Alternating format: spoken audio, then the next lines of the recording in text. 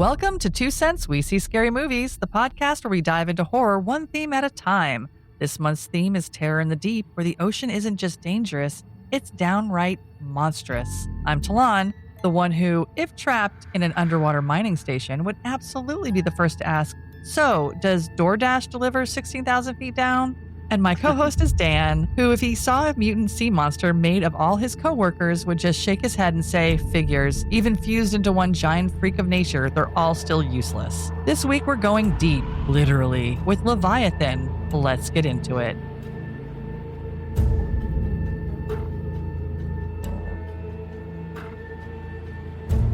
So the movie opens by telling us we're in the Atlantic Ocean, 16,000 feet deep. The crew is working for a company called Tri-Oceanic Mining Corporation, and their mission is the extraction of silver and other precious metals. The classification of the mission is labeled extremely hazardous, which is always a good sign that nothing bad will happen, right?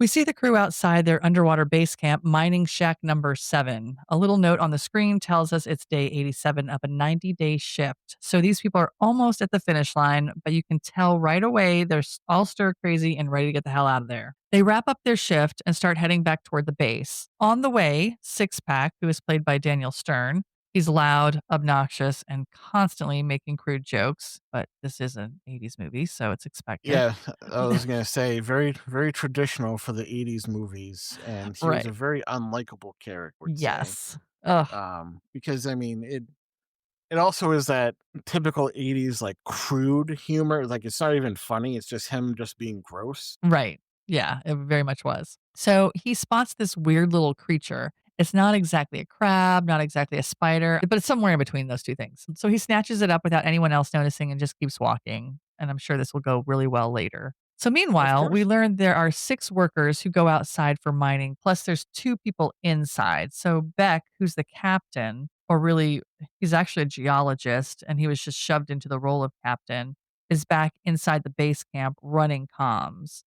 And then there's a doctor who there's a computer and there's a note on it that says the doctor is out. So he's not there. He's somewhere around. He's on duty. So he's supposed to be on duty, but Yeah. he's just somewhere wandering around this habitat. Well, I do want to mention the captain is played by RoboCop. Yes. Yeah.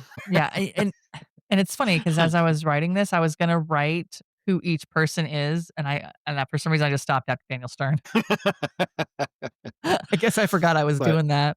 but for those But not in the know, it's mm, Peter Weller from yeah. RoboCop Mm. fame. Yeah, and the doctor's played by Richard something. If you saw him, you'd know he was probably. I recognized him. I've seen him in Yeah, things. the guy. Yeah, that guy. Okay. So on the walk back, one of the crew members, DeJesus, suddenly starts gasping for air. Suit readings show oxygen is dropping. Looks like the temperature might be rising inside, or it could just be that he's getting really sweaty because he's in a panic. He's panicking. He shouts for Jones, and Jones is another crew member played by Ernie Hudson, which I just added in there. I didn't write that in. I just remembered it was Ernie Hudson. Yeah, I love that guy. Yeah, I love him too.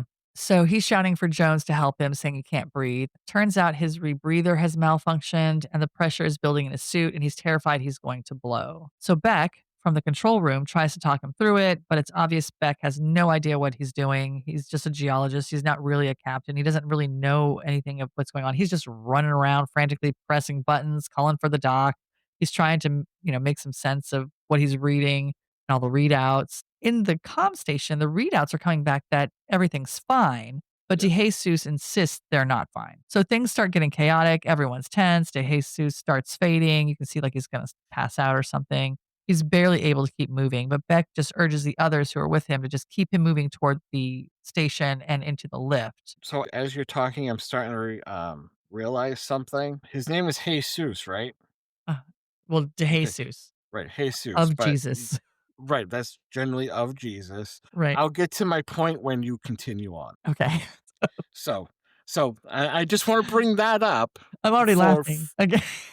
So I'm bringing that up so when you get to the part that I'm talking about, I can bring it all together. Okay. All right. So continue, and I'll Okay. bring it up. I'm pretty sure I know where you're going. so, so they do make it back in time. They make it feel really tense, but they get back in time. They get into the lift lock. The lift pulls them up. The chamber drains, and they're finally inside. Jesus did pass out for a moment, but he does come to, and now he's okay. Not the part? Okay. Yes, yes. So he was resurrected Right. from death because the amount of time that he spent in his suit, quote unquote, dying, Right. he would have been dead. Right. Okay, again, suspend reality for Yeah. movie shit, but he would have been dead. Yes. So essentially, Jesus was resurrected. Correct. That's where you were going. Once the scare with DeJesus's that's weird Jesus to is say. his suit. Once the scare with DeJesus's suit is over, the crew regroups in the dining hall or the mess hall as they call it. And you can just see how ready they are to get out of there. Six Pack changes the sign. They have this sign that has the number of days they have left from 4 days left to 3. He shaved off a day. I guess it makes them feel like they're going to escape faster. Everyone's a little restless. They argue about whether DeJesus's rebreather really malfunctioned or if Beck just didn't know how to handle the situation. Confidence in their so-called captain is low, and even Beck doesn't seem just all that sure of himself. And we do have a scene where we see him flipping through the 1 Minute Manager book, like he's hoping a paperback is going to turn him into a leader overnight. It's like the book Who Moves Your Cheese. When Right. managers have you read that, you're going to be great at being a manager after reading that. But you can tell he does not have confidence in himself. So then Beck goes into the mess hall. They're all arguing. He stops them. And then he kind of offers them a deal. They don't realize it's a deal at first, but he's telling everyone they need to go on shack duty, which is just basic maintenance of the shack itself that they're in. And they're all up in arms about it. They're like, "We just did a whole 8-hour shift or whatever, mining, blah, blah, blah, blah." And he's like, "Well, you can do this. We can do it tomorrow, or you can do it now and have tomorrow off." So they're all like, "Oh, okay, yeah, I'll take a day off. That'd be great." So everyone agrees. Then the doctor strolls in and he's smug and dismissive. He's joking about his morning game of golf. Beck calls him out, reminding him that the manual requires the doc to stay in the control room when crews are outside, but the doc just waves it off with another wisecrack. He says something like, "Oh, well, I'll just leave my morning golf tomorrow to just 9 rounds of golf, 9 holes instead of 18." Very, very pompous. Yeah. So then the crew scatters to do their chores. Six Pack and Bowman, who is female, and she's the only other woman besides Williams, who they call Willie. They go and they do work together. He's mopping. She's up on a ladder fixing something overhead. And of course, he makes crude comments about her body, her breasts in particular. In another room, Cobb and Jones patch up the engine with chewing gum. Apparently, that is a secret of the trade. Yeah, well, I mean, gum like duct tape, it fixes Yeah. everything. Right, and it worked. It did work because the thing was like, shaking and making all kinds of noise, and when he put the gum on it, it stopped. Right, it's all better. Yeah, it's all better. So then Willie checks DeJesus's faulty suit, and she thinks there's probably some sort of a short going on with it. So she's looking that over. Meanwhile, DeJesus himself is with the doc getting scanned just to make sure he's okay.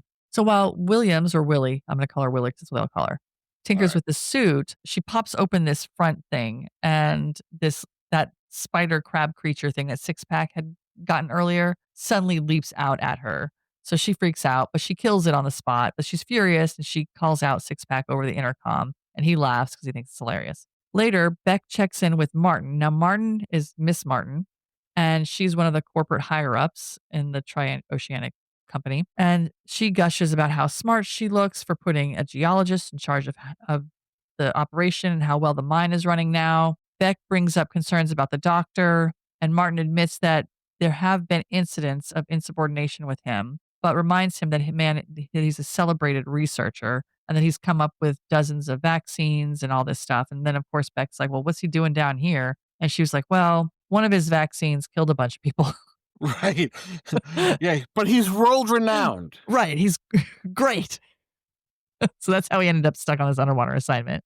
So then, that night, the crew is back in the dining hall when Six Pack storms in, still making crude jokes, and snatches a Penthouse magazine before heading to his bunk. As he's relaxing in his bunk, he puts his arms behind his head and under his pillow, and he's looking up at this poster of this half naked woman, and he's saying all this stuff about her. But he feels something under his pillow, and it's that dead sea creature Willie had killed earlier. She stuffed it there as payback. So now he's pissed off, storms back to the dining hall and screams at her. Beck intervenes, and as punishment, he assigns both Six Pack and Willie to go outside for mining duty the next day, even though they were supposed to have the day off.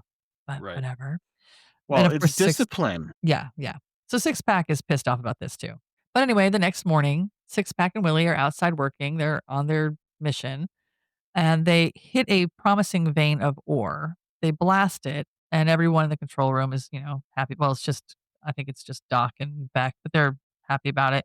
Willie finds what looks like a nice chunk of silver and holds it up to the camera for Beck to see. Beck wants a closer look but needs more light. Willie calls for Six Pack to shine more light over there, but he gets tangled up in his cables. He's kind of stumbling around. But anyway, he ends up hitting a piece of land that gives way and he falls into a crevice and his communications cut out. So now they're kind of freaking out. Willie's like, I'm going to go find him. He went down into this weird space. So Willie says, I'm going to find him. And the others in the control room are very concerned about the situation because it's dangerous for them. So eventually she makes her way down into the deep ridge filled with all these like tube worms or I think that's what they're called. As she's walking along, she suddenly stumbles upon a wrecked ship, and she's got a camera, and they can see what she sees Right. back in comms. They're all staring at the feed, and they're a little surprised by this sunken vessel. And across the hull is a single word written in Russian. The doc, who can speak Russian as well as several other languages, says Leviathan, 'cause which is the name of the ship. So Beck tells Willie she has 1 minute to find Six Pack before she has to head back. The doctor points out the obvious. If she only has a minute left, how much oxygen does Six Pack have? As Right. she keeps searching, Willie stumbles into the ship's infirmary. It's full of skeletal remains. Then, as she's coming out of that, we finally hear Six Pack's voice. He's woohooing like he just struck gold. And it turns out he found a very large container, basically like a safe or something. And he's thrilled. He thinks he's hit the mother lode and he's going Yeah. to be rich. I don't know how he's carrying this big ass thing by himself. I mean, I Yeah. realize It water was makes things buoyant, but I don't know right. how. Right. It was pretty huge. Yeah. Fair enough to say. Yeah. So both Willie and Six Pack make it back safely with the container, and inside they find smaller metallic cases. They dig through the contents. There's a Timex watch that's still ticking. There's Russian money, old photos. DeJesus hands Six Pack one of the cases, and tucked inside, Six Pack secretly discovers a flask. Without anyone noticing, he slips it into his pocket. Jones finds a videotape, which the doc examines. It's labeled in Russian as the captain's log. Alongside it, they also uncover crew files. They're all stamped deceased, and there's a lot of them. Like, just about everybody on the ship must have died. So, Well, who was logging it then? I know whoever that one person was happened to keep deceased, it, deceased, it was deceased. it was Jesus. Yeah. So So, of course, they know now that this is a Russian ship, and Bowman decides to go over and look up information and see if she can find any information on this ship. She puts the information into the computer. It comes back and it says that this ship is still an active ship with the Russian fleet somewhere out in the Baltic Sea. So they're all like, "Wait, that's not possible because we can see it. It's right here. It's Right. right here at the bottom of the ocean in the Atlantic Ocean." So they're all like, "What the fuck?" Later, we see Beck and the doc sit together and watch the tape that they found. The doc translates because it's in Russian. The Russian captain explains that his crew is sick. The doc casually calls it a tropical disease. The Russian doctor thinks it's a tropical disease, but the captain insists it's like nothing he's ever seen before. And just before the tape cuts off, the captain adds, "There's one more thing I don't understand." And then there's a door behind him, and that door starts to creak open, and then the video ends and cuts out. Oh no. Yeah. So now the doc that we know, he's unsettled by this. Not only do the Russians list the ship as active when it's clearly rotting on the ocean floor, but the video of the hull, because they continue to look over again what the video that they got from Willie when she saw the ship. And in that video, the hull shows mangled metal damage that looks like a torpedo strike. So he suggests the Russians sank their own ship to contain whatever was happening on it. Beck shrugs it Ooh. off. It's very ominous. Beck shrugs it off. He says he doesn't care what happened to a bunch of sick Russian sailors at the bottom of the sea, and he's a geologist. He's not a naval officer. He bets the doc $5 that it's just a clerical error anyway. Meanwhile, back in the bunk area, DeJesus and Cobb are working out with when Bowman bursts in with Beck's personnel file. She figures they can use his social security number to open his safe and steal the vodka. Six Pack laughs, saying Beck couldn't possibly be that dumb, only to find out, yes, he really is that Yes, he dumb. was. And the safe opens. So everyone except Willie takes a shot, but they immediately spit it out because Bex had swapped the vodka with water. Later, Bowman sneaks into Six Pack's bunk and catches him with the hidden flask of vodka, and she convinces him to share it, which didn't take much. He was like, "Yeah, here you go." And Yeah. the two of them drink the real vodka from the flask he found together. And, the thing is, like, you don't really know how old that vodka is, and the fact that the crew was, like, really sick, Right. and they felt it was safe enough to drink. Yeah. Now, I don't know, I mean, I don't know if vodka or any alcohol gets old per se and can go bad, I don't know. But, yeah, the fact that there were a whole bunch of people that died on that ship and maybe someone had taken a swig out of it and now you're putting your mouth on it, yeah, Right. it's a little questionable Yeah. at best. Yeah, absolutely. So elsewhere, we have Willie who's out running. She's prepping for her astronaut training that starts in 2 days. She bumps into Beck, who's working on the faulty lift lock. This scene really, it basically exists just to build up the sexual tension between them. So we know that there's something going on there underneath it all. Uh, right. Because they didn't really talk about anything that really mattered. It's just you could tell that there was some Right. underlying feelings. Oh, But absolutely. then yeah, but then she does ask him how he knew the crew would go after the vodka and him switching it out with water, and he admits it's because that's what he would have done. They laugh. She tells him maybe he's more like the rest of them than he thinks. So then she takes off running again. The next day, Bowman changes the sign, so there's now just 1 day left. I don't know what happened to day 2. Maybe that was all in day 2. I don't know. Yeah, maybe. Yeah, but Six Pack isn't feeling good at all. He's with the doctor claims that it's just a hangover. Six Pack insists it's something else. He takes his shirt off, and the doc finds this weird bruising and some open sores across his back. Beck sees it too, and neither of them likes what they're looking at. Beck reports Six Pack's condition to Mrs. Martin, the corporate exec, back on land. She brushes it off, telling him not to be too hasty about an evacuation. Calling for help 24 hours before scheduled pickup would look bad on his record, which I'm sure he doesn't care about because he's a geologist. He doesn't care about his record as Right, a exactly. captain. Right. I mean, he didn't even really wanna be there. No, he didn't. So it's clear she only cares about the company's bottom line, though. This woman is cold as ice. So that's Yes. really all she cares about. She does not worry about the crew's survival or anything like that. Meanwhile, the other miners, Bowman, DeJesus, Jones, and Cobb, are suiting up for another mission. They're worried, and they have a quota they have to get every month. And they're worried that if Six Pack isn't out there to help them, they're going to miss quota, which means they lose a third of their month's pay. Right. And they all think he's faking it.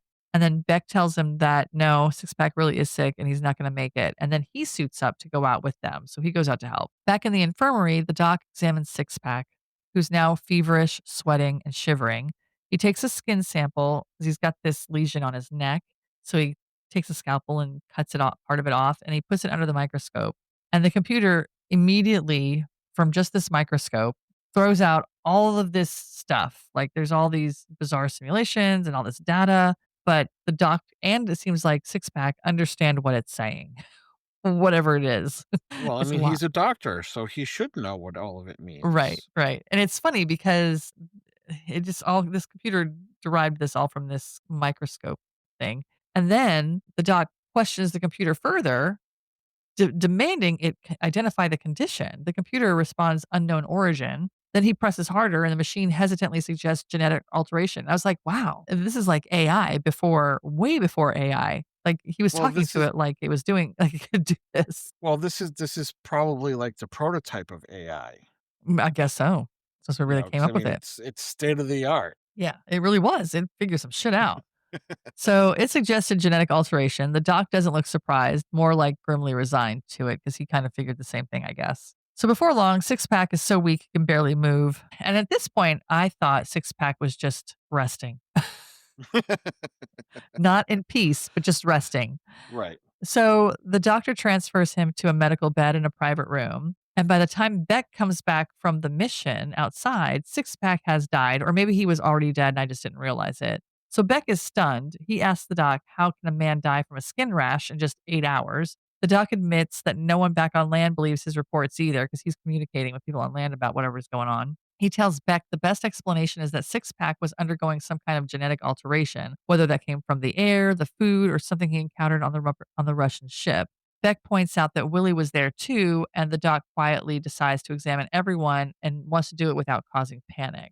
So one by one, he checks the crew: Cobb, Jones, Williams, DeJesus. None of them show symptoms yet. He tells them he's just looking for a skin condition. DeJesus jokes, a skin condition, like what? Like, and the doc says, scaly and this and that or whatever. He's like, "You mean like a fish?" The doc pauses. Clearly, you can tell his brain's thinking, maybe it is like a fish. And he mutters, yeah, like a fish. DeJesus was kidding, but the doc is not. Right. Then Bowman shows up and she's just wearing a towel. The doc, when he was with DeJesus, he got a beep on his pager. So he had to go. He was like, okay, you're done, DeJesus. And when he went to go open the door to walk out of the clinic, Bowman was standing there in her towel and she was leaning up against the door. And you could tell she doesn't look very good. And the doc says, I'll be right back. I have to go do something. And so she walks in and she's looking ill. She doesn't look great. So then we go to where the doc went, and he went back to the comms area, and the doc and Beck are on a conference call with Miss Martin. They explain that Six Pack is dead and they're dealing with genetic mutation. She doesn't believe them really. She thinks that's kind of crazy. Beck cites the manual and orders evacuation, but she delays, saying there's a hurricane off Cuba that prevents pickup. And the soonest that they can hope for is a 12-hour delay until they can figure out which way this hurricane is actually heading. Damn hurricanes. Yeah. Back in the infirmary, Bowman gets violently sick. She's throwing up. Williams comes in, says, oh my God, are you okay? Are you okay? And Jones is out in the doorway and she says, help me carry her to a bed. So they help her into a bed there in the clinic. Jones goes in to check on Six Pack, still thinking he's just resting. And he talks to him casually, joking about how Beck actually went out on the mission to help them. And then you see Six Pack move under the sheet. Now, Six Pack is supposed to be dead. And Right. of course, Jones doesn't know this, but we as viewers know this. But Jones is like, "Oh, sorry, man, didn't mean to disturb you. I'll go ahead and go." So he goes back out, and then he tells Williams and Bowman that he's going to go get the doc. So he leaves, and then Williams tries to leave as well, but Bowman's like, "No, don't." She begs Williams not to leave her alone because she feels so sick and she feels so bad. But Williams basically just brushes her off and says, "Oh, you'll be fine." Yeah. Well, I mean, it was the 80s. I mean, Right. we were in the throw some dirt on it, walk it off Yeah, generation. So I exactly. mean, You're no problem. We only had you're one person good. die. We've got one person super sick, but you'll be fine. Right. Because nobody actually knows that Six Pack is dead yet. So Williams leaves. She's like, "I'll be back." She leaves. Bowman then gets up and staggers to the bathroom. She splashes some water on her face, and as she looks at herself and she runs her fingers through her hair, and she realizes clumps of her hair coming out. So now she's horrified. Desperate, she goes to Six Pack's room. I don't know what he's gonna do. She tells him her hair is falling out, then sees his arm sticking out from under the sheet, and it's covered in this huge oozing lesion. Then she's like freaked out and she touches her own neck, realizing that she's showing the same signs. So then we have the doc, Beck, and Jones who come back down to check on her. Jones and Beck go into where she's supposed to be, and you can hear Jones like, I was just here. She was just in here. This is where I left her. I swear I did." But the doc hears running water from the other direction. So he goes to where the showers are. When he opens up one of the showers, he finds Bowman inside. She has slit her wrists and killed herself. So then Williams and Jones and Beck show up and they are in shock. And Williams is visibly shaken. She's very upset about it. So then the crew gathers in the mess hall and everything comes out. They find out Six Pack is dead. DeJesus asks if the disease got Bowman too, but the doc insists she took her own life. Jones mutters that at least they'll be evacuated just in time, and then Beck drops the bomb. Well, there's a hurricane, and we're delayed at least 12 hours. So now they're like, what? What?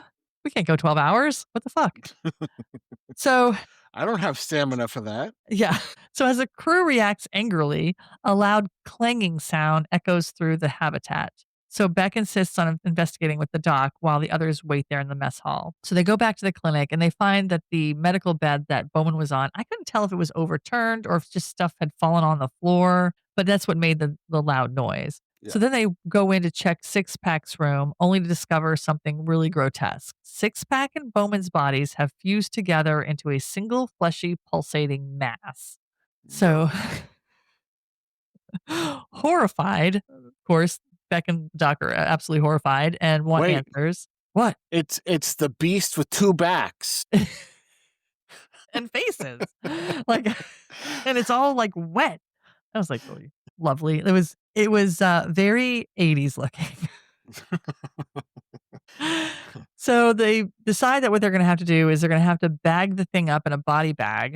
It must have been a really big because they were, and it was not like they were like on top of each other, parallel. They were Right. like a big, weirdly conjoined glob. They, I don't know, I guess they had an extra large body bag that they could shove this thing into in a weird Well, I mean, they way. do come in small, medium, large, I and guess extra so, large, I so suppose. So they, shove it into they decide to bag it up, and they are going to flush it outside through the lift lock. So now they get everybody in the crew together, and they're carrying the body bag through the corridors, and everybody's like, "Ah, I think the manual says that, we can't flush human remains out into the ocean." it's just an actual manual. Somebody had to write that shit in the manual. It must have happened before. I'm like, Well, I mean, I suppose it's like, Bleach having the warning of "do not drink." right, right. Yeah, I remember I had a coffee pot once. This is back before Keurigs, and on the coffee pot, on the bottom, it said, "Do not hold over your head." And I was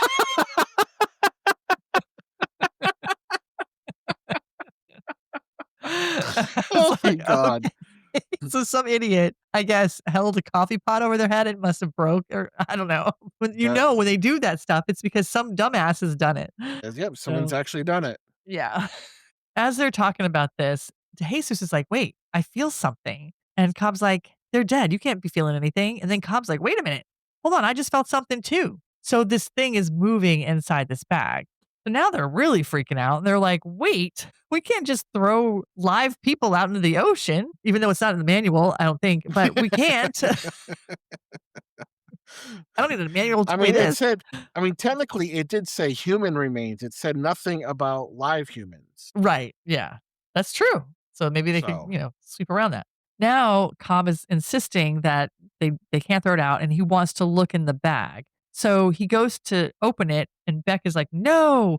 And all of a sudden, this monstrous appendage rips out through the bag, clawing Cobb in the chest. Then they all panic. They shove the bag onto the lip lock.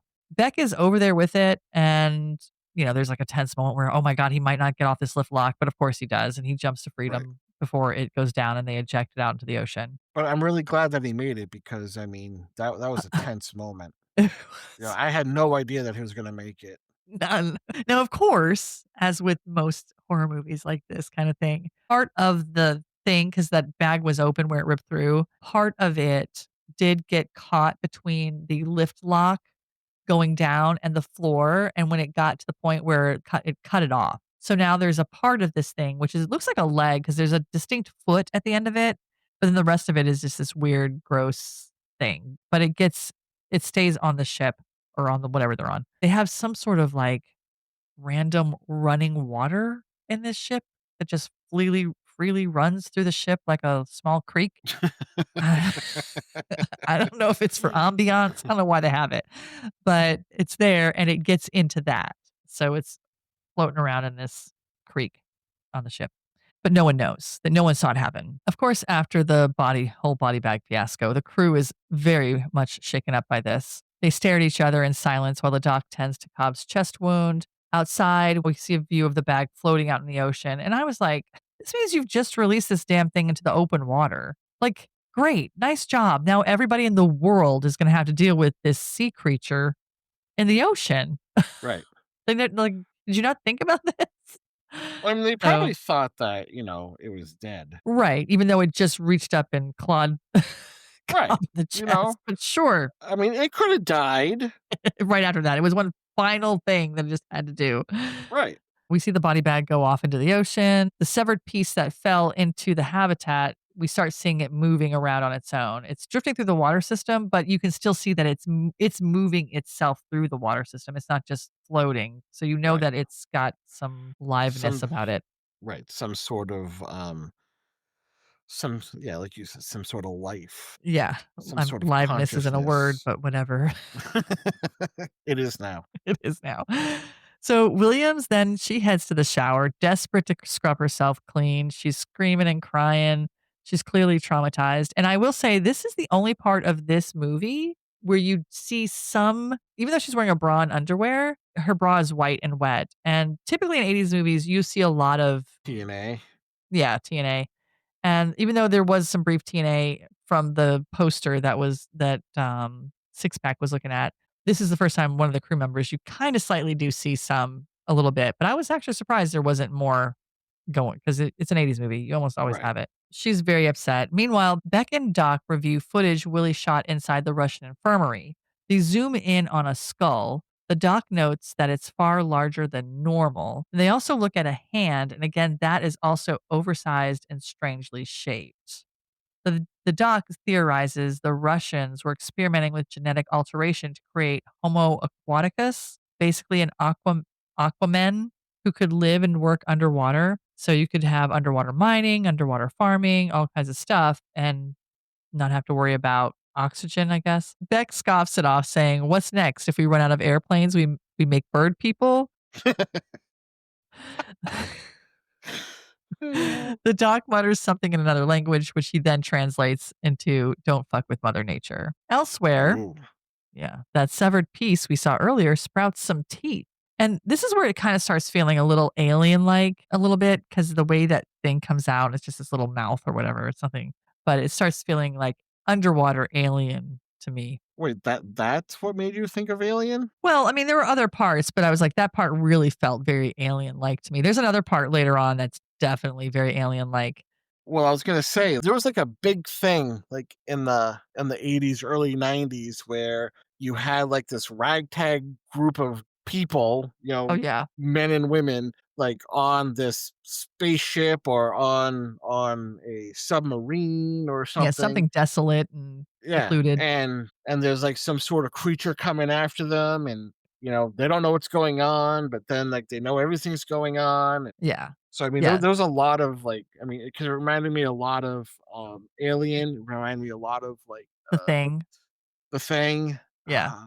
what's the other one? The Event Horizon, which is one of my Oh, favorites, yeah, but, yeah. Mhm. it all had that ragtag sort of thing about it, Right, yeah. so It definitely did. So this severed piece sprouts some teeth, and we realize it's not dead and that it's actually growing. So then Beck wants to alert the company, but the doc cynically warns that Trioceanic only cares about profit. He doesn't believe they'll rescue them if it risks them money. Beck hopes he's wrong, though his faith is clearly slipping. Then, in one of those classic horror moments, as Beck is leaving, we get an overview where we see the dock from above, and there's I don't know, like an air duct or some kind of ventilation thing. And there's a part of it that's broken out and it's dripping some slime. So we realize the creature has already made its way inside the ventilation system and inside of the clinic area, I guess. But right, that hole was tiny, first yes, of it all. was. And I don't know how they didn't hear it breaking through this metal and dropping to the floor because that thing it was big already before it started growing teeth and another head or whatever. But I was like, how did they not hear that? So then we got Beck, Jones, and Cobb. They search Six Pack's bunk and find his empty flask. They realize he really did drink the vodka. Cobb asks why the Russians would lace vodka with anything, and Jones spells it out. Why? And Jones spells it out. He's like, it was an experiment, man. They're Russian. They're going to drink vodka. Duh.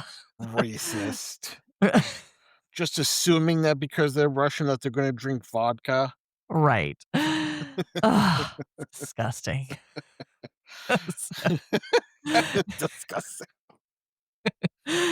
So now the stress is getting to everyone. And in the dining hall, they're arguing, they're snapping at each other. William storms out to go running, which is her coping mechanism. DeJesus is sitting there working on a puzzle, daydreaming about the Swiss Alps and skiing and whatever, which pisses Jones off. He's like, how can you just sit there doing a puzzle while all this is going on? And DeJesus just kind of shrugs. He's like, well, this is how I deal with stress. So then we see Williams again, and she's jogging the corridors while the camera lingers on shadows in the water system. And so you can see that it seems to be everywhere, this thing. Then back in the control room, Beck reports to Miss Martin again. She asks if it's still just the one that was affected, and he says yes. They aren't counting Bowman since she technically killed herself. And then Martin ends the call abruptly. She ends every call abruptly with this humongous remote control.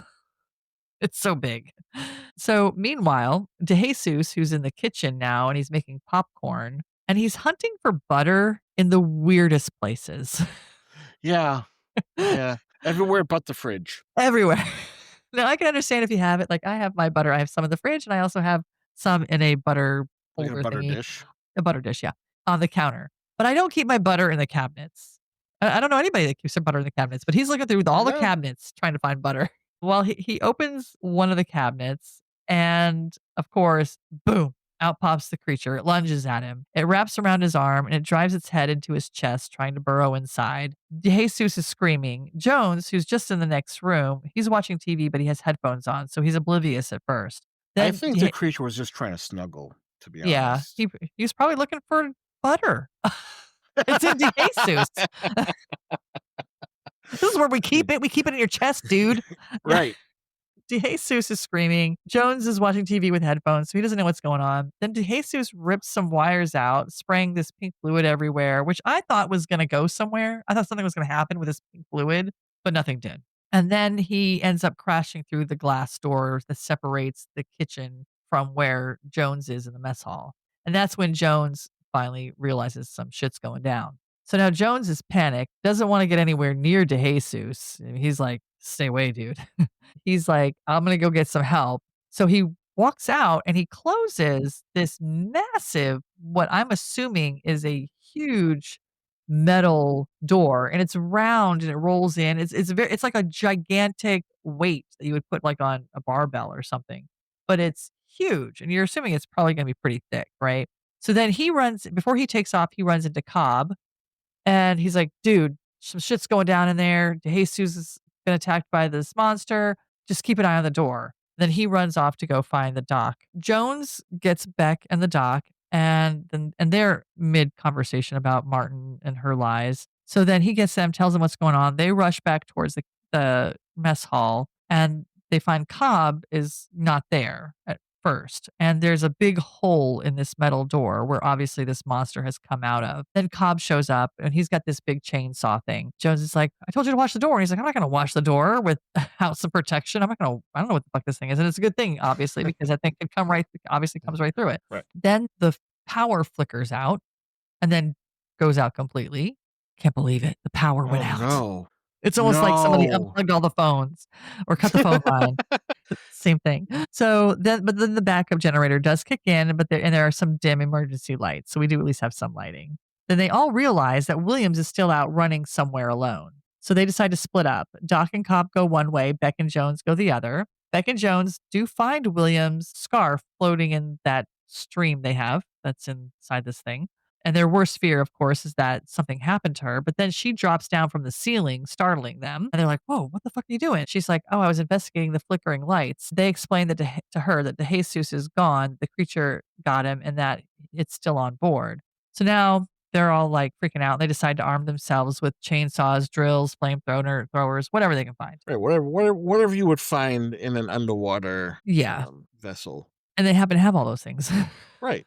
Flamethrowers, all kinds of shit. So then the doc and Cobb are searching the infirmary. They find blood splattered across one of the walls and the glass. Doc realizes that the creature got into the blood supply. While he's realizing that, Cobb spots some torn wires, so he goes over there to where those are and he crouches down to investigate, and a tentacle lashes out at him, wrapping around his leg. It's pulling him, and he's screaming, and he's reaching for his chainsaw that he dropped. He put it down to check out the wires. Then the doc realizes what's going on. He comes over, he grabs the chainsaw, and he cuts through the tentacle. And when he cuts through the tentacle, it's funny because there's no it's a very clean cut. There's no spurting of blood or ooze or nothing. It's just a simple, clean cut. It makes the thing go ee, and it, backs off and goes away. It does. It's like this high pitch, like it's a squeal. I don't know. It was funny. Well, I mean, it probably hurt the poor thing. I'm sure it did. Poor thing. But it was a nice, clean. It was a really good cut. I mean, obviously he's a doctor. I mean, this let me know he was really a doctor. That is true. I mean, him being a doctor, I mean, we don't know if he's a medical doctor, per se. I Right. mean, because the other guy is a captain, but he's a geologist, really. Right. Right. But this proved it to me because it was a clean cut. It was super good. Right. Okay. Fair. Yeah. Fair. So then the crew reunites, all back in the mess hall. The doc explains that the thing craves blood to grow. Jones cracks, great, we've got a Dracula on board. And the doc adds that it's also regenerative, fish-like, and disturbingly intelligent. It knew exactly where to go for the blood supply. And it's always almost like it's not just the creature itself, it's part six-pack, part Bowman, and part DeJesus. And they're like, "Yeah, possibly." Or like many animals, it could just have a good sense of smell. Right. They really do, like, reach for some things out of nowhere. Even just the genetic alteration, like, that was, like, the first thing the doctor went to. Of Right. anything that it could possibly be, it's genetic alteration. Of course, it Yeah. has to be. It can't be anything else. It's not possible. So, Cobb insists they abandon ship and head to the surface immediately. Jones scoffs and says, "In the middle of a hurricane? Are you crazy?" Because Jones, by the way, he doesn't even want to go up top when there's waves, much less a Right. hurricane. Yeah. Jones tends to be the negative one of the crew. Yeah, yeah. He thinks like every plan is dumb, Right. Yeah, which totally. which I love him for that. Right. And he's also kind of funny about it. He makes a lot of funny Right. jokes. But yeah, he's definitely a negative Nelly for sure. Williams then turns to Beck and says, "So what do we do?" And Beck lays out the plan. They're going to flush the creature out, but this time they're going to, they'll be prepared. They're going to basically use something to lure them out. So Beck decides that the only way to lure the creature out is with blood. So he has the doc draw some from his arm and then lays out the plan. He and Jones will lead the thing toward the lift lock while the others stay behind. They all agree to meet back in the mess hall in 30 minutes. How they know this is only going to take 30 minutes, I don't know. Right. But they got it down. Because the creature's supposed to be super smart. So Yeah, well, they must have let the creature in on the plan. yeah, Must have told maybe him. 30 it's minutes, like, dude. hey, 30 minutes. we're gonna do this in 30 minutes. Just do your part and we'll be good. Right. We have movie time constraints. So, but all right. So if and they then he says if Beck and Jones don't return, the others are to get into their bubbles. They call them bubbles, which are really just pods, and head to the surface. So Beck and Jones arm themselves with the two flamethrowers. While they're walking through all the corridors towards the lift lock, Beck is dripping a trail of blood across the floor as bait for the monster. And by this time, that thing has grown pretty massive. It's gotten pretty big. It grows real fast. So back in the mess hall, Willie and the doc talk while Cobb scratches at his chest wound. He says it itches like crazy. The doc checks it and tells him, well, it's just because it's healing. Then the doc says, I'm going to go to the infirmary to fetch some fresh bandages to make you more comfortable. Willie warns him he shouldn't go without protection, and he just stares at her for a second and then just walks away. Right. It's like, okay. So then he goes to the control room first. He sits at the computer and he starts typing out an email or whatever it is, I guess. A It communication. communication. Yeah, it's an email. Didn't even know what email was then. Right. Okay. So he reports to the naval authorities and to the company about the genetic mutation on board. And he tells them that we're going to just go down with the ship. Like, don't rescue us. We're just going to die here because he doesn't want this thing going out all over, even though they've already set it out into the ocean. He doesn't want it going anywhere. He pushes some buttons and he releases the escape pods, which were those bubbles they were talking about, designed for evacuation. He does this without telling anyone. He clearly thinks that they're all doomed and doesn't want this thing reaching the surface. I'm assuming that when he saw Cobb's chest, it really wasn't healing. He could tell that it was turning into something worse. Meanwhile, Beck and Jones are creeping through the corridors toward the lift lock. They hear strange noises, and Beck says, "You hear that?" And Jones nods. They open the heavy doors, step inside, and get into position. Now, Jones stays at the door with his flamethrower aimed at the door, while Beck goes all the way back to the lift lock with the trail of blood and puts his flamethrower down and then lays down on the lift lock. I have no idea why. Yeah, that was weird. I mean, why didn't he just stay at the door with the other flamethrower? Right. And I don't understand why he had to go all the way back to the lift lock unless he was afraid if Jones couldn't handle it and it got through. I don't know. It didn't make any sense. So back in the infirmary, the doc has returned to Cobb and Willie, and he has new bandages and shit. And he's washing his hands and asks Cobb to remove his shirt. Cobb is struggling to do so because now he's all drenched in sweat and he's trembling, just like Six Pack was. He asks Willie to help him, and she goes to help him, but looks at him, and under his shirt, you can see this thing just bulging and shifting and moving unnaturally. So she Yeah. recoils in horror, and you can tell that there's something in there wanting to get out, which is also, again, very alien like. Yeah, very alien. Yeah. So she screams for the doc. He rushes over, grabs Cobb. Well, Cobb raises his arm, and then the doc grabs a hold of it. His hand is opened up towards the doc's face, and we see a close up of the inside of his hand. And it's this slit in his hand that has a whole bunch of teeth in it. And it looks really silly, but whatever. I mean, I get it's It, 80s, but it was kinda funny looking. almost kinda like the movie Teeth, Yeah. except, Yeah, it you does. know. Yeah. Other places. Yeah. So So anyway, it snaps at the dock, and then Willie bolts. She's out of there. She sprints down the corridor, only to run directly into the creature. And she sees Beck. I mean, Beck and Jones are there, and it's funny because it feels like Beck and Jones are really far away from the infirmary, from where the not the infirmary, from where the comms are, where the other three were, Doc and Willie and Cobbs, because they had walked all these corridors, lay this trail of blood. But as soon as what's her name comes running out, she's right where they are. Unless they just cut that part out to make it so we don't have to watch her running through the whole thing. I don't know, but it seemed like she was right there. Well, maybe So she has the same power or the same, walking speed as Jason Voorhees. maybe maybe she shows up later on as a horror fiction character. That'd be kind of funny. She's been saying she's practicing for her astronaut tryouts, but really she's practicing for her psycho murder tryout for her Right. next film. So she ends up running into Beck and Jones, but the creature is also right there.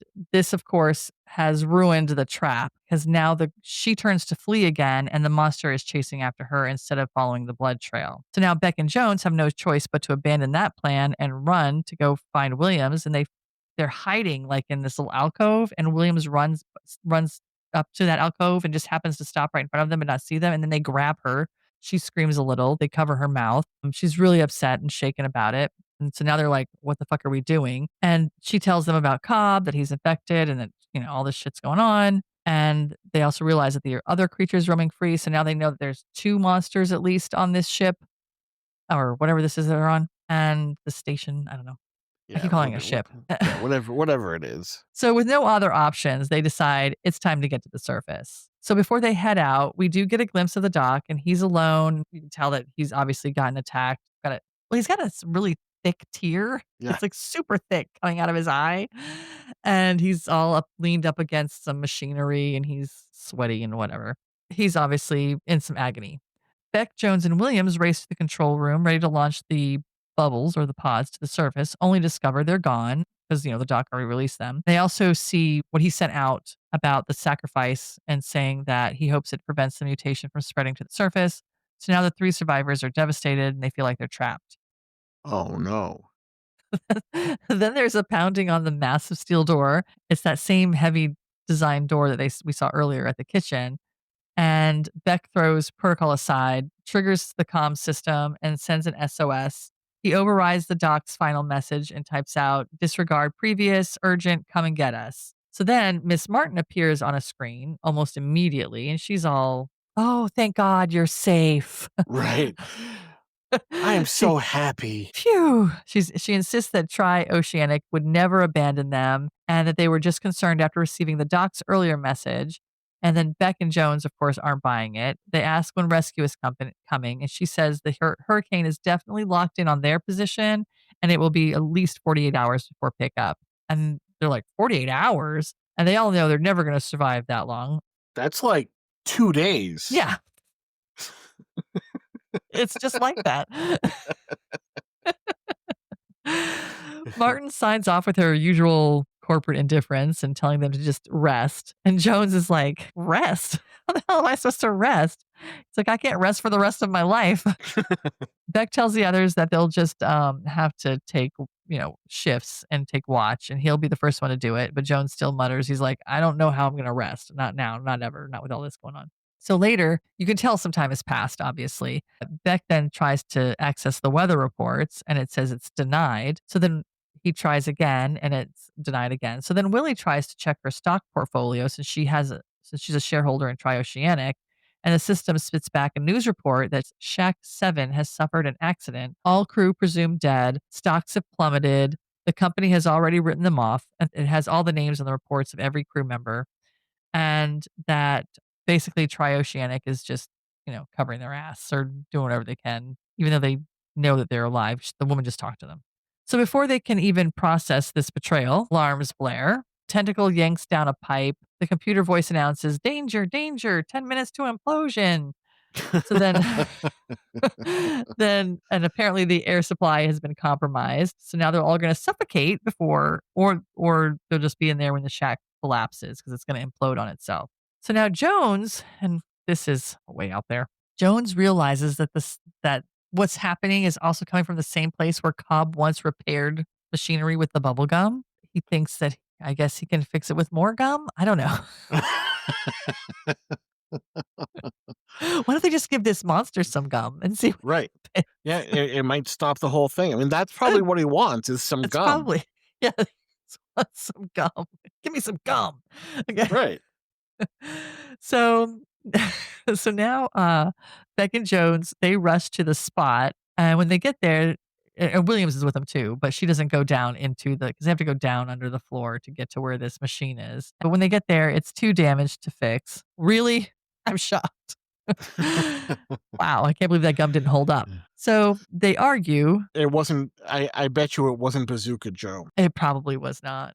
I'm Bazooka sure it Joe wasn't. would have held that shit together without Absolutely. problems. Yeah, that or what's another hard gum? Double bubble. Yeah, double bubble. You gotta really chew that shit. So now they're all kind of arguing-ish, not really arguing, but they're just trying to figure out what the fuck to do. And then Jones remembers that there's another air valve near the swamp, which is where what they call the lift lock area. I guess that's why there's all that water in there. And so they decide they're gonna race toward it. But Jones suddenly freezes. He swears he sees the doc's face in the shadows. Beck insists it's impossible, but Jones is rattled. Beck looks at it too, and it looks like they can see it. So then a massive tentacle whips out, snapping at them. They torch it with their flamethrowers. And then above them, because they're still down below, above them, Willie blasts her flamethrower as well. She's got one of them. So now this creature, which is enormous, does relent and back off.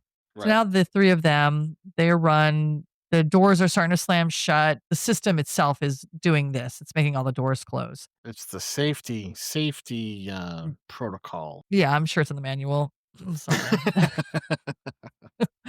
So all these doors are starting to shut. So they know that they have to get through these doors before they all close in order to get out to the lift lock area. They're running. Beck and Jones are ahead. They jump in to hold the door open. Willie is behind them, and as she's running, the floor is basically just like grates or whatever, and they fall away and they break away. So she's stuck. She's got to worry about this creature. It's coming. And Beck goes over to help her. This is the part where she jumps up because there's no floor for her to walk across. So she jumps up and grabs hold of whatever's above her, and she's going to shimmy across, but that, of course, falls. So now Beck runs over and she's hanging down there, and you can see the monster a pretty good ways behind her, but he's he's going to be coming up on her. So there's a really tense moment where you don't think she's going to make it, and Beck's like, "Take my hand, take my hand, take my hand." She finally takes his hand. He pulls her up. It's all fine. They get through the door. They keep running. Another heavy door begins to close. Jones throws himself in between that and the wall, and he's trying to hold it open. Yeah, and I have to say that he has tremendous amount of strength. Yeah. To That's hold crazy. to hold that door open is supposed to be like one of those like automatic Yeah. huge ass metal doors, and he's just holding it open like it's an Right. elevator door. Yeah. He's doing a really good job of it. I was like, "Yeah, okay, dude. You would be squished." For sure. They're running towards it, and she gets to it, and Beck gets, for some reason, I can't even remember why, but, he gets grabbed by a tentacle, and you think, "Oh my god, it's the end of Beck." And Oh no. No, not back. and Jones, who's still holding this door open, but has the ability to say, "Grab the handsaw on the table beside you." So, he's got some Have a full wherewithal. blown conversation as Yeah, he's getting right. squished. So, he ends up pulling the table over, he grabs the handsaw, he cuts the tentacle, which of course makes the thing go, "Ee!" and back Right. away. So, they get through all the doors, and they finally get into the room where in the lock lift where all the suits are. Everything's falling, like, everything's falling apart, crashing down around them. The air valve that they hope to use for whatever reason, I don't know what they're gonna use it for, they're gonna breathe through it, I don't know. Too blown out or whatever, and it's scalding hot air pouring through it, and Jones can't do anything with it. The main door that they came through is also jammed, so there's a partial opening, of course. Can't just be in there without the chance of the monster getting in. Of course. I mean, he needs love too. Yeah. So their only chance now is to get into these suits and get the heck out of there. Beck orders Williams to grab the float. There's some like flotation balloons or something. They're like inflatable bladders that will help them pull their suits up to the surface. He's telling Williams and Jones to get in to their suits. Jones and Williams climb into their suits, and just then the creature crashes in through the door. Beck shoves his crew into the lift lock, and and pushes a button to send them off. And they're shouting to her, don't yeah, No! don't stay, get in here with us. They're all yelling at him, and he's like, "I'll see you topside." So they're kind of freaking out. So then but you can hear also all this time that the computer's counting down from 10 minutes, and we're now down to 2 minutes to implosion. Right. So Beck dumps some gasoline into the water that's around them. He also grabs an axe. He goes up a platform, and he's up on a higher platform. This is really the first time we really see the creature in full. And it does have this very fish like face, but its body is really grotesque. It's like a grotesque patchwork of its victims. So you can Yes. see their faces. And DeJesus, who was fused into it, but you can see his face and it's an agony. And he gasps and he's like, kill me, kill me. So he's still kind of alive, I guess, or whatever. Yeah. They're all alive. Kind of like the fly. Kill me. Yeah, exactly. Beck runs up onto this platform, and the monster's going after him. The monster gets under the platform, I guess. As it starts to rear up, he drops the platform, part of the platform down because it will break away and fall down, which traps the monster under the platform. Beck slides down it and gets into his suit, but the button that he has to push for the lift lock is not working. Of course, the lift lock is not going down. Shocker. Of course. Everything's getting really tense. He's pounding on the button.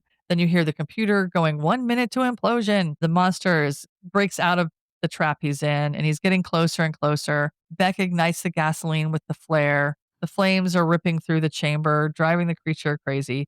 Finally, the lift he like jumps up and down or whatever, and it starts to And it work. Then finally worked. yeah. And then this is when Beck actually gets in the suit. As he's in the suit and going down, the monster's like down low and he's got his head in there trying to get at him. It's a lift lock, just like before. When it reaches the floor, it cuts the head off and the head explodes in blood and whatever all over the suit. And it's funny because Yeah. he flinched and closed his eyes, which I guess I probably would too, but it's just funny because from my point of view, I'm like, you're in a suit, it's not gonna get in your face. But Yeah. But I mean, I think that's still like a natural oh reaction yeah, because yeah. like, what if the soup broke? Yeah, true. So then we see a shot of this habitat they've been in, and it's starting to implode and collapse on itself just as Beck staggers out into the ocean. So he got out, phew, and he starts floating upwards with his little, it looks like a parachute, but it's like it's full of air. I don't know. You see them all going up pretty quickly from the depths of the ocean, but their suits are made to decompress them as they go up. So I guess they don't have to worry Yes. about getting the bends, which is Yeah. good. He caught up to them pretty quickly too Yeah, he did. He got because because he had they had some time. oh, yeah, they had quite the head start. Yeah. 'Cause all that stuff that went on, I mean, there was a whole bunch of stuff that went on that before he could even get out of there. They all break the surface. They dropped their suits at one point and, just had their helmets they held on to that because there was one point where it was said, "Okay, you can eject." I guess they were safe enough. So, they all break the surface. The sky is calm and sunny, no hurricane in sight. It was a big fucking lie. Duh. Of course, Of course it was. No one was they just believing that didn't want to shit. come get him. Yeah, exactly. So Willie spots Jones floating on his back and he's grinning and he's happy. No waves either. Beck surfaces too, and he and Willie swim to each other. Big hug. She kisses him. You made it. Wait, Yay. and go back for 1 second, like the implosion of structure, whatever it was. Right. We have learned in the last couple years that it would be a lot faster than that. Oh, really? What happened a couple years ago in the ocean by the Titanic? Oh, that's right. Well, that thing was tiny though, compared to this thing. I had tried to block that out of my mind. Thanks, Dan. You're welcome. I'm always here for you. So then we see a Coast Guard helicopter appearing overhead. It's scanning the ocean. The crew has flares, so they set off some flares. hoping that somebody will see them. For a while, nobody sees them. I guess the Coast Guard helicopter wasn't even close to them. And the Coast Guard is getting instructions, do one more sweep, and then if you don't find anything, just come back to base. Right. So then for a moment, everything looks fine and safe. And then suddenly it turns into a shark movie. And the thing is too, like Ernie Hudson being a Yep. black male, I had a lot of hope. It's like, here we go. Yes. He's gonna live. Everything's gonna be That's great. exactly what I said.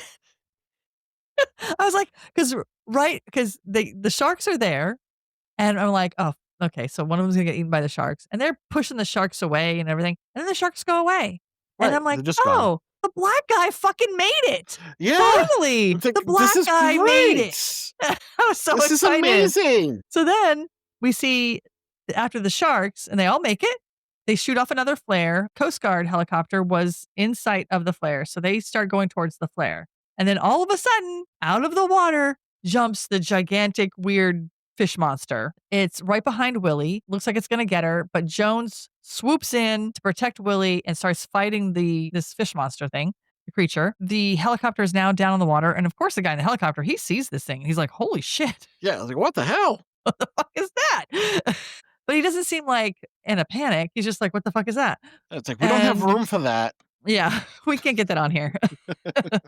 So Beck takes Willie and gets her over to the chopper and gets her on. And she's like, "Come on, come on." He's like, "No, I got to go help Jones." So he swims back over to help Jones. Now, at this point, Jones basically, I'm assuming he drowns because they're just fighting underwater. And you don't see where the creature really like eats him or bites him or anything. It just looks like he drowns. So I was Right. like, son of a bitch. Yeah, I know. Like, They couldn't help he came themselves. so close. So So close. close. Like they just had to. But at least he wasn't the first. Yeah, that's true. That's true. He did make it to the end. They actually did it right. The asshole white dude went first. Yes. So this one got it right.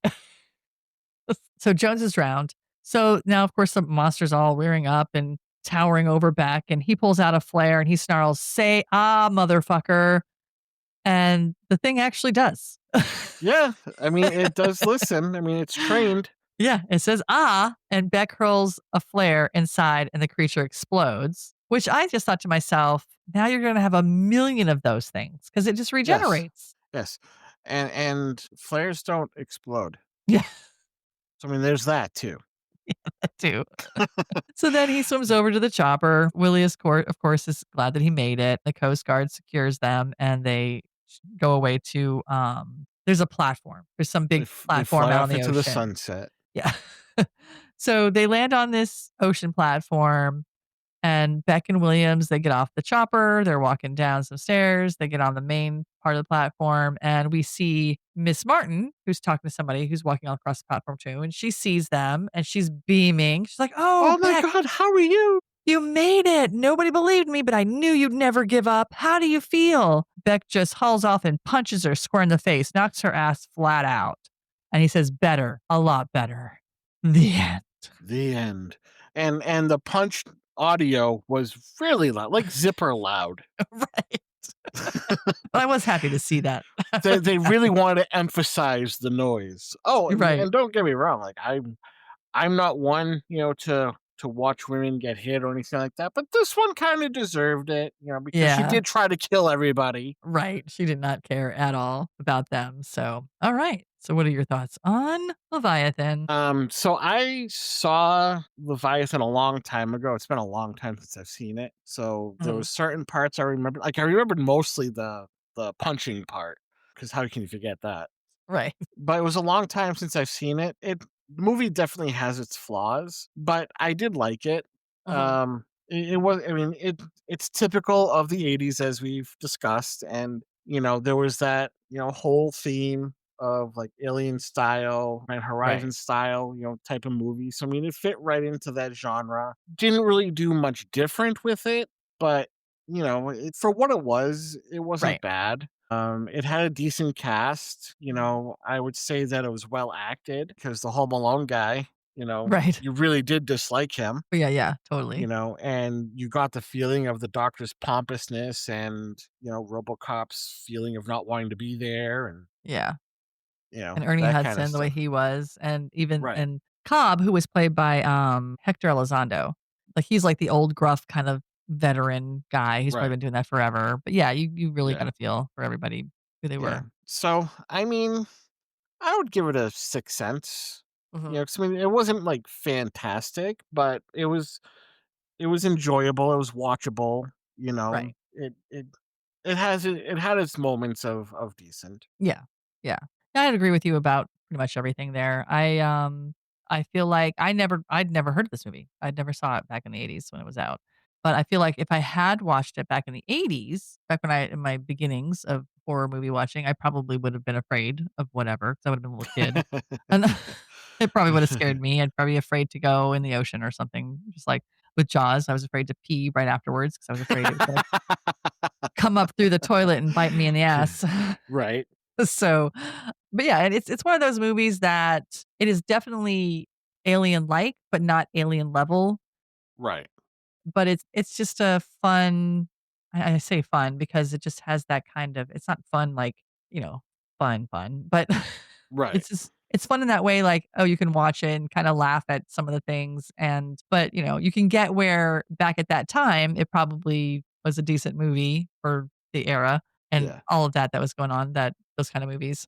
I mean, the other thing I like, not to cut you off, but I think you'll also agree is that, it used practical effects, because computer Yeah. generation wasn't really where it's at today, so it used a lot of practical effects, which I appreciate when movies do that. Right. I do like it. It is nice to watch some of these older movies. And even though it can be funny to see, it is nice to have that because everything that was in it was real. It wasn't, nobody was acting on a green screen. No one had to pretend that something was there, that whatever was Right. there was there. And it Yeah. is kind of nice to have that it has a more realistic feel to it Yeah. in a way. So, but yeah, I mean, it's an enjoyable movie. I watched it twice. I didn't have a problem with watching it twice. It was fine. I'd watch it again. It wouldn't be a big deal. And I do like a lot of the actors. I love Ernie Hudson. I Yeah, love he's him great. in almost everything I see him in. And he's one of those people that too can't, that I also, like we were talking last week, about, was it not last week? Yeah, yeah, yeah. From Shark Night, I guess it was about, the character and how when you see the guy that played Gordon. Oh, yeah.